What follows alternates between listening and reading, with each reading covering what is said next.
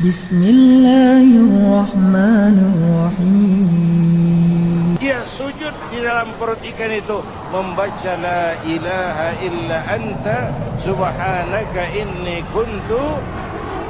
Itu istighfarnya Nabi Yunus. Dibacakan istighfar begitu, ikan sakit perut, Pak.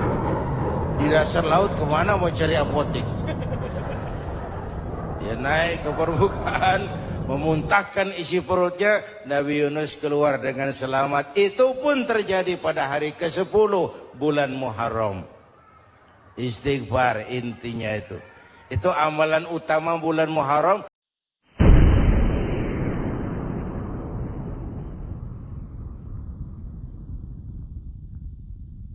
Terpisah. Yang bergandengan itu Rajab, Sya'ban, Ramadan. Yang agak terpisah itu Muharram. Ini 4 bulan yang dihormati, disebut Ashhurul Hurum. Saudara-saudara, Muharram ini salah satu dari 4 bulan yang istimewa. Kenapa? Banyak peristiwa besar yang terjadi di bulan Muharram. Hampir semua nabi dan rasul berkaitan dengan Muharram ini. Hampir semua nabi dan rasul. Kita akan kutip beberapa saja dalam konteks kekinian. Pertama, Allah menerima taubatnya Nabi Adam pada hari ke-10 bulan Muharram. Adam itu bapak moyang kita. Dosanya 1, makan buah khuldi. Dikeluarkan dari surga. Kita dosanya banyak, kepengen masuk. Enggak nyambung. Hai Adam, dari tidak ada kamu saya adakan. Saya perintahkan tinggal di surga. Merasa sepi sendirian, saya ciptakan Siti Hawa supaya kamu tenang. Kamu boleh nikmati semuanya. Ini boleh, itu boleh, ini boleh, itu boleh. Makan, makanlah yang kau mau. Minum, minumlah yang kau suka. Pakai, pakailah yang kau senang. Satu yang saya minta, jangan dekati pohon khuldi. Itu kau tidak sanggup, keluar. Diusir dari surga. Sujud Nabi Adam. Kata riwayat 40 tahun sujud. Membaca Rabbana zalamna anfusana wa illam taghfir lana wa tarhamna lanakunanna minal. Itu namanya istighfarnya Nabi Adam. Istighfar itu kan mengucapkan astagfirullah. Basmalah membaca Bismillah. Jangan kayak teman saya disuruh banyak-banyak baca istighfar, benar-benar dia baca istighfar, istighfar, istighfar. Bukan itu maksudnya. Nah, maka salah satu amalan yang sangat dianjurkan di bulan Muharram ini memperbanyak istighfar. Tidak ada orangnya yang tidak. Ayo jujur, ini yang kumpul di sini semua, ada nggak yang nggak punya dosa? Yang merasa nggak punya dosa, ayo ke depan. Ada? Tidak ada. Setiap kita, entah kecil, entah besar, sengaja, terlupa, pasti mempunyai yang namanya khilaf dan salah. Dan Allah Tuhan kita bukan Tuhan pendendam. Allah Tuhan kita Tuhan yang ramah dan rahmah. Manusia, dosamu banyak, tapi ampunanku lebih banyak. Salahmu besar, rahmatku jauh lebih besar. Kau sujud di hadapanku, aku bangga melihatnya. Kau menangis di hadapanku, aku senyum melihatmu. Kau berjalan menujuku, aku berlari menyambutmu. Karena itu amalan yang sangat dianjurkan di bulan Muharram ini memperbanyak istighfar. Itu kalau istighfarnya Nabi Adam. Ada istighfarnya Nabi Yunus. Ibu kenal Nabi Yunus? Di mana kenalannya? So tahu. Nabi Yunus itu ketika berdakwah kepada kaumnya yang bandel, memberikan peringatan, kalau kalian tidak mau beriman akan turun azab. Kapan Yunus? Akan. Kenapa mesti akan? Sekarang aja kalau mau saya tungguin. Kurang ajar betul ini umat. Akhirnya Nabi Nuh menghindar dengan perhitungan, kalau azab tidak turun saya sudah jauh. Meragukan janji Tuhan. Lalu naik kapal, dinaiki oleh Yunus, kapal mogok. Dicari siapa biang keroknya ini. Diundi ternyata Yunus, sampai 3 kali diundi. Dibuanglah Yunus ke dasar laut, ditelan oleh ikan nun atas perintah Allah. Telan itu Yunus, jangan pakai dikunyah, rusak urusan. Telan saja, simpan di perutmu. Dibawa oleh ikan nun ke dasar lautan. Itu yang oleh Quran dikatakan bertemulah 3 macam kegelapan. Zulumatun salas, gelapnya tengah malam, gelapnya di dasar laut, gelapnya di dalam perut ikan. Itu namanya peteng, mbahnya gelap. Di perut ikan itulah Nabi Nuh sadar akan kesalahannya, meragukan janji Allah, meragukan janji Allah. Ia sujud di dalam perut ikan itu, membaca la ilaha illa anta subhanaka inni kuntu. Itu istighfarnya Nabi Yunus. Dibacakan istighfar begitu, ikan sakit perut, Pak. Di dasar laut kemana mau cari apotik? Dia naik ke permukaan, memuntahkan isi perutnya, Nabi Yunus keluar dengan selamat. Itu pun terjadi pada hari ke-10 bulan Muharram. Istighfar intinya itu. Itu amalan utama bulan Muharram, memperbanyak istighfar. Allah selamatkan Nabi Nuh dari bahtera banjir yang luar biasa 10 Muharram. Allah selamatkan Nabi Ibrahim dari pembakaran Raja Namrus 10 Muharram. Setelah Nabi Ibrahim itu menghancurkan berhala-berhala, Abrahat pulang mau ibadah, lihat Tuhannya berantakan, marah besar. Siapa yang menghancurkan Tuhan-Tuhan kita ini? Ada yang lapor, kami lihat Ibrahim. Tangkap. Belum ada bukti. Tangkap dulu yang penting. Bukti belakangan. Tangkap. Wah, dikerahkanlah aparat. Tangkap Nabi Ibrahim. Disidang langsung oleh Abrahat. Oleh Namrus maksud saya. Ibrahim, kau yang menghancurkan berhala-berhala kami ini, Tuhan-Tuhan kami. Siapa bilang? Ada yang lapor. Saya dengar enggak semua berhala itu hancur. Ada yang paling besar. Angkat tangan, saya lihat ada kampak di tangannya. Barangkali yang besar itu iseng tuh. Yang kecil-kecil dikampakin. Tanya aja sama dia. Kamu gila? Kenapa? Masa kami disuruh nanya berhala? Enggak bisa jawab. Enggak bisa jawab. Lah kenapa disembah? Lebih gila mana sih? Tahu nggak bisa jawab kenapa disembah? Kurang ajar kamu Ibrahim. Bakar, dibakar. Ketika Ibrahim dilempar ke kobaran api yang menggunung, Allah perintah api, ya naru kuni bardan wa salaman ala Ibrahim. Hai api, dinginlah sampean. Api Madura waktu itu, Pak. Hai api, dinginlah sampean, selamatkan Ibrahim. Api tunduk kepada perintah Allah. Ibrahim masuk ke kobaran api, selembar rambut pun tidak terbakar. Kenapa? Apinya tunduk kepada perintah Allah. Kenapa? Karena Ibrahim orang yang takut kepada Allah. Api tunduk kepada perintah Allah. Kalau kita baca ayat itu, masuk ke api, mateng. Sudah hadirin yang saya muliakan, oleh karena itu, selamatnya Ibrahim dari pembakaran Raja Namrus, itu pun pada 10 Muharram. Yaumu Asyura, hari ke-10 dari bulan Muharram. Baik. Itu Ibrahim. Hadirin hadirat yang saya cintai. Sebagian kecil tentang Nabi Adam, Nabi Ibrahim dan Nabi Yunus. Tapi saya belum menceritakan tentang Nabi Nuh tadi. Mengulang kaji. Nabi Nuh salah seorang rasul yang masuk ulul azmi. 5 besar. Karena memang perjuangannya menggambarkan satu usaha yang ulet dan luar biasa.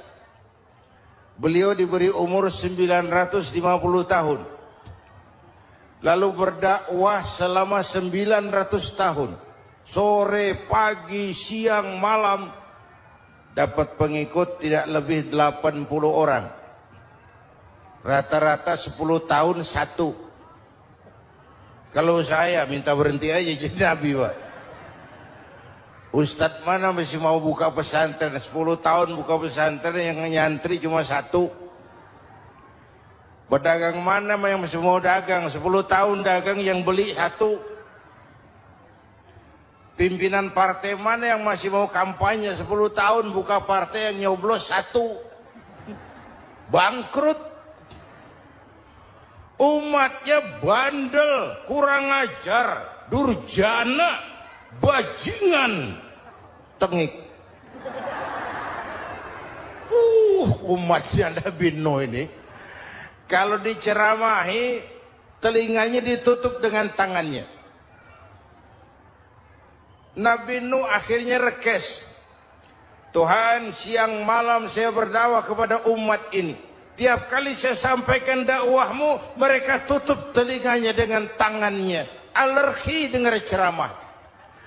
Apa itu ceramah? Non-profit. Saudara-saudara, jadi mau kamu gimana, Nuh?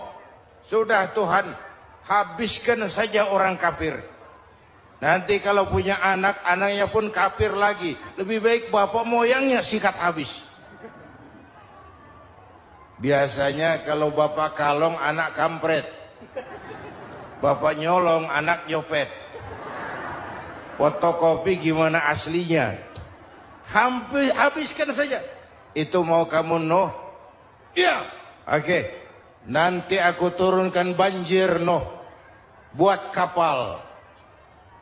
Dengan apa saya harus buat kapal, Nuh? Ya dengan kayu, kata Tuhan. Kayunya dari mana, Tuhan? Ya dari pohon, Nuh. Pohonnya belum ada, Tuhan. Ya tanam dulu, Nuh. Bikin kapal kayunya nanam pohon. Apa artinya? Perjuangan perlu kesabaran. Sukses itu ada prosesnya. Nggak bisa simsalabim abracadabra lalu kita mau sukses. Semua ada prosesnya. Walaupun kenyataannya begitu. Sukses banyak bapaknya, gagal itu yatim. Kalau kita sukses banyak yang ngakuin. Yang baru ketemu pakai manggil encing. Ketemu baru. Tapi sukses banyak bapaknya. Gagal yatim, gak ada yang mau ngakuin kalau kita gagal itu. Udah bikin kapal dengan kayu di tengah kampung, bikin kapal ini. Bayangkan di tengah kampung bikin kapal. Orang kafir makin menjadi-jadi. Lihat Nuh. Kenapa? Makin sarap. Bikin kapal di tengah kampung mau belayar kemana? Tuh lihat, kalau orang nggak tahu tujuan, mountain setengah jalan. Proses yang dinilai bukan finalnya. Ya kayak gitu kesimpulannya. Saya enaknya sendiri. Bikin kapal. Kapal mendekati selesai. Ini orang kafir rame-rame datang ke kapal Nuh. Mau apa? Buang najis. Sakit perut berangkat ke kapal Nabi Nuh. Nongkrong. Dapat 2-3 tumpuk pulang. Penuh lantai kapal dengan najis manusia. Inilah perjuangan. Bukan jalan raya lurus bertabur bunga di kanan kirinya. Banyak ondak dan duri, fitnah. caci maki, antipat, segala macam. Nuh. Ada orang tua dasar kafir, kurang ajar, sudah stroke berangkat juga ke kapal Nuh. Mau buang najis, pincang-pincang digotong orang. Selesai buang najis, dia bangun mau pulang, pegangan tiang kapal terpeleset, jatuh di atas tumpukan najis. Terjadi keajaiban, yang stroke-nya sembuh, lumpuhnya hilang, berangkat digotong-gotong pulang, jalan gagah sekali. Tapi orang kampungnya heran, ente sudah sembuh? Sudah. Berobat di mana? Kok begitu paten? Di kapal Nuh. Masih banyak.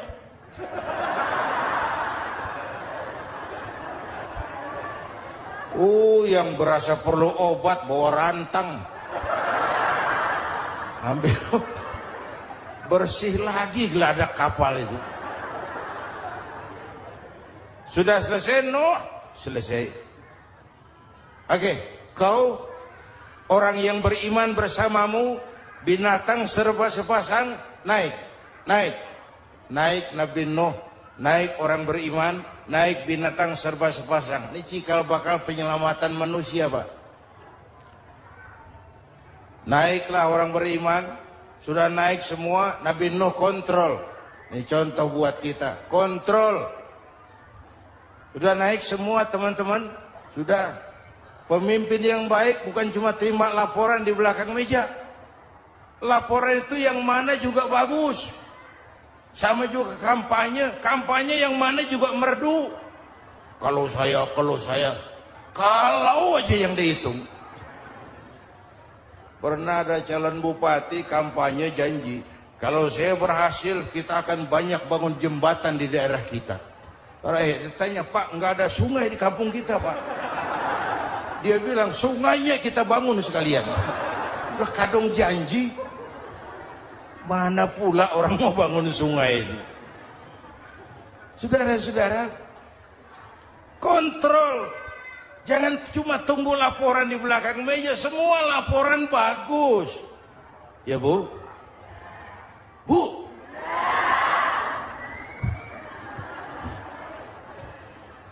Nabi Nuh kontrol. Sudah naik semua. Sudah Nuh. Pulan bin Pulan naik. Naik Nuh. Paimin bin Tukijo. Naik. Kami lihat naik. Ada orang Jawa juga kayaknya. Ada.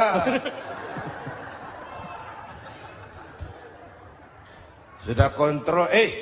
Kanan anak saya ikut nggak naik kapal? Kami tidak lihat itu Nuh. Kanan. Ini potret. Bapaknya aktif ke masjid, ibunya rajin ke majelis taklim, anaknya keleleran kemana-mana. Bukan di sini, di Prancis. Udah di sini insya Allah sama.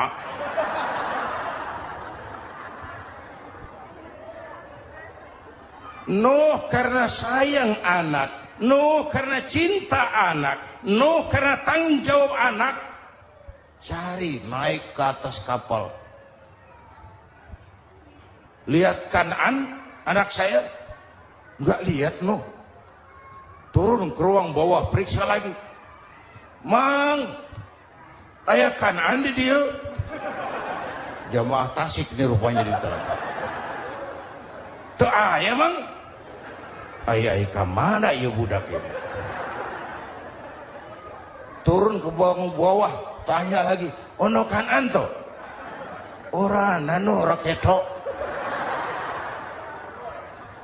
Rombongan Jawa Tengah. Naik ke atas buritan. Dari buritan kelihatan ternyata Kanan tidak ikut naik kapal, kumpul di darat bersama orang kafir. Ini potret kita sekarang.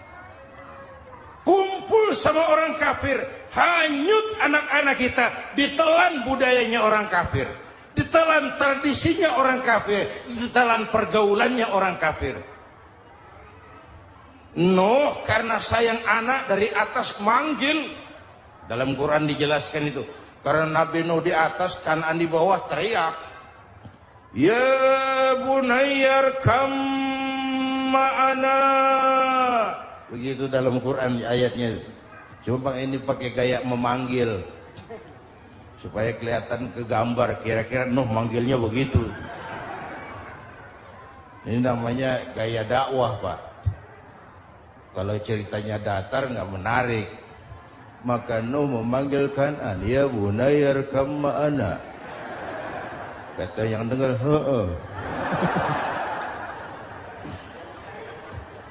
ini gaya orang manggil, ya bunayyarkam ma'ana. Kan'an, kesini nak, naik kapal sama papi. Kata Kan'an di bawah itu, enggak mau papi, John di sini saja. Kata Nuh, jangan nak, Allah sedang murka, akan turun banjir. Kalau datang banjir papi, sa'awi ila jabalin ya'simuni minal ma'. Saya akan naik ke gunung tinggi yang bisa menyelamatkan saya dari banjir. Kan'an naik ke gunung, gunung dihantam banjir, Kan'an mati. Sampai sekarang. Bapak Ibu dan pemirsa TV One, yang kelima, Nabi Musa, kisah Muharramnya ini. Lahir dalam kondisi yang sulit. Karena Fir'aun mimpi akan lahir seorang anak dari keturunan Bani Israel yang akan menghancurkan kerajaannya. Kata Fir'aun, sudah lahir belum anaknya? Belum. Kalau gitu mulai malam ini laki-laki dilarang bergaul sama istrinya. Semua perempuan hamil di bawah pengawasan negara. Mulai hari ini kalau lahir anak laki-laki terutama Bani Israel, penggal. Satpol PP disiapkan. Udah ada kayaknya. Ada. Patroli. Bayangkan, nah Fir'aun itu bikin undang-undang seenaknya sendiri. Apalagi merasa kekuasaannya dalam ancaman. Penguasa manapun kalau merasa dalam ancaman, panik. Padahal kekuasaan itu kayak harimau. Makin lama ditaiki, makin sulit turun. Kenapa? Karena macannya makin lapar. Naik terus capek, turun dimakan harimau. Serba sulit. Saudara-saudara, kalau kita mau belajar dari Pak Harto, saya melihat kekurangan Pak Harto cuma satu, terlambat berhenti.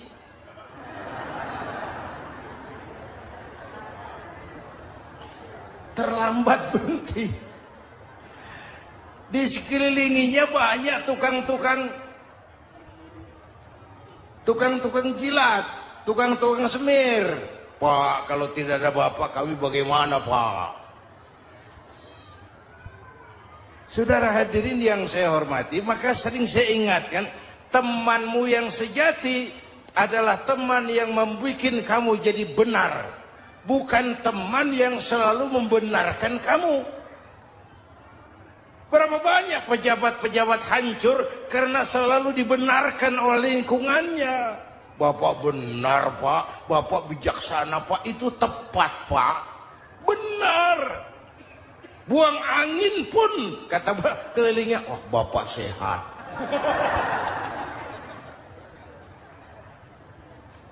Temanmu yang sejati, teman yang bikin kamu jadi benar, bukan teman yang selalu membenarkan kamu. Bapak Ibu hadirin yang saya hormati, tapi kehendak Allah terjadi. Lahirlah Musa. Bayinya dihanyutkan di sungai Nil. Bayi sudah menderita, dihanyutkan di sungai Nil. Dan akhirnya besar. Di lingkungan istana Fir'aun. Diriwayat oleh Ratu Aisyah, perempuan Fir'aun. Setelah mulai berjuang, terjadilah itu. Musa dan pengikutnya dikejar oleh Fir'aun. Sampai di tepi laut, Allah wahyukan Musa, lempar tongkatmu ke laut. Dalam kondisi darurat, mukjizat tiada jalan. Kondisi darurat. Kalau tidak, mukjizat itu maunya Allah, bukan maunya Nabi. Nabi enggak kuasa. Allah yang mau. Tapi hidup Nabi bukan mukjizat, manusiawi. Tidak mentang-mentang ada mukjizat tongkat, tiap sulit main tongkat. Enggak usah berjuang kalau begitu. Itu darurat menyelamatkan umat. Tongkat dilempar ke laut, laut terbelah. Laut terbelah. Itu secara visualnya bisa kita lihat dalam film The Ten Commandments. Udah nonton belum? Urusan nonton kalah sama Ustadz bagaimana sih? Ten Commandments, 10 firman Tuhan. Tekniknya bagus tuh. Bagaimana laut terbelah. Musa lewat. Fir'aun mengejar. Musa sampai di ujung sana. Fir'aun masih di sama tengah perjalanan. Laut nutup kembali. Laut menutup kembali, Fir'aun tenggelam. Cengap-cengap di lautan. Begitu napas sampai di tenggorokan, Fir'aun sambil cengap-cengap itu, amantu bi Rabbi Musa wa Harun. Duh, kalau begini mah, saya juga percaya sama Tuhannya Musa. Malaikat maut jengkel, goblok loh. Terlambat sekarang. Tenggelamin terus. Modar. Musa selamat. Fir'aun mati. Jenazahnya, jasadnya terdampar di pinggir laut. Beberapa waktu kemudian ditemukan orang, dimumi, dibalsam, diawetkan. Itu sesuai janji Quran. Wa kadzalika nunajjika bi badanika litakuna liman khalfaka ayah. Kami selamatkan badan kamu agar jadi pelajaran bagi orang-orang sesudah kamu nanti. Janji Quran tepat. Janji itu 14 abad yang lalu. Jasad Fir'aun ditemukan, dimumi, diawetkan, dibalsam di bawah nama Pharao Ramses II. Sekarang tersimpan di Museum Negara di Mesir. Kapan-kapan nanti ibu main ke Mesir, mampir. Naik ojek paling berapa itu? Orangnya tinggi, hidungnya mancung, pokoknya pantaslah jadi Fir'aun. Selamatnya Musa di kejaran Fir'aun di ujung sana itu terjadi pada hari ke-10 bulan Muharram, yang oleh orang Nasrani diperingati dengan hari raya Paskah. Mereka melaksanakan puasa, mensyukuri nikmat keselamatan dari kejaran Fir'aun.